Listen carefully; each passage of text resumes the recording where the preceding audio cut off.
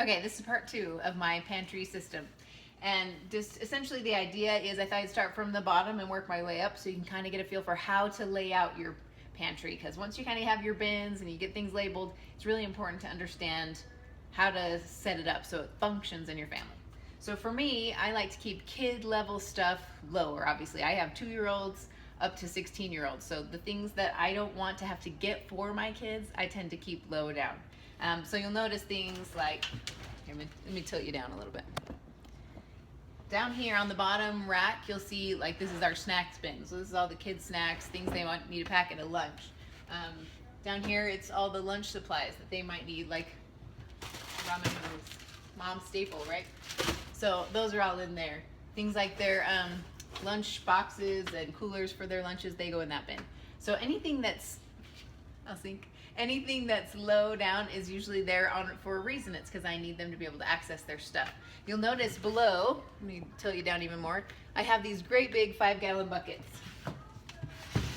So we go through a lot of food, so we need to have storage for big supplies. I also like to shop at Costco and Sam's Club, so using those great big buckets is my way to be able to buy in bulk, and then I keep the small amounts in my cupboards in the kitchen. I'll show you those later.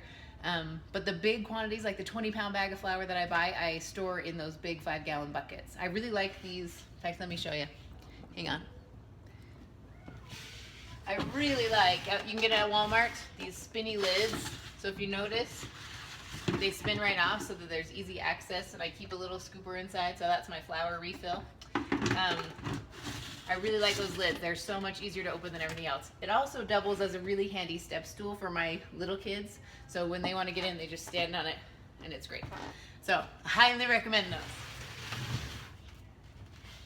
I just labeled mine with some vinyl decals, so just like what you'd cut on a silhouette or something, so that they're easy to see what's in there. So let me bring you in, and I'll show you some more. So here's the basic system. So I've got a dinner basket where I keep all the basics for dinner stuff, you know, rice, seasoning packets, stuff like that. This is more of the high level shelf, so this is where I keep my stuff.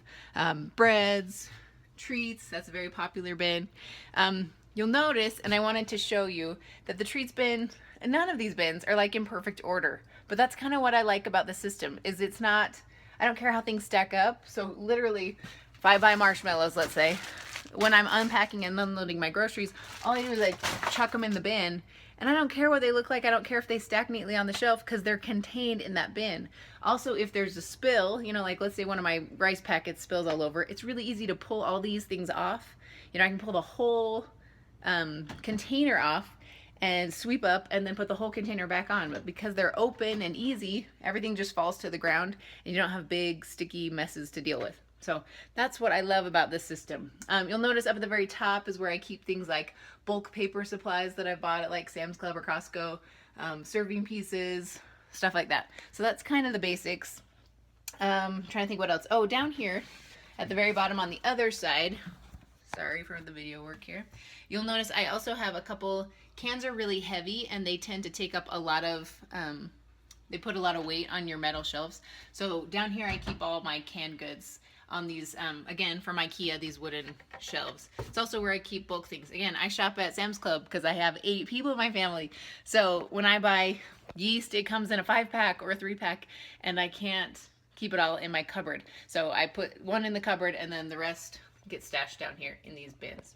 So that's kind of the basic overview of my pantry. If you have questions, let me know. But you can find the labels that I use. I just made these a little while ago because we needed a refresher. You're welcome to find those on the blog. They're free. And then if you have questions, get back to me. Okay, thanks. See ya.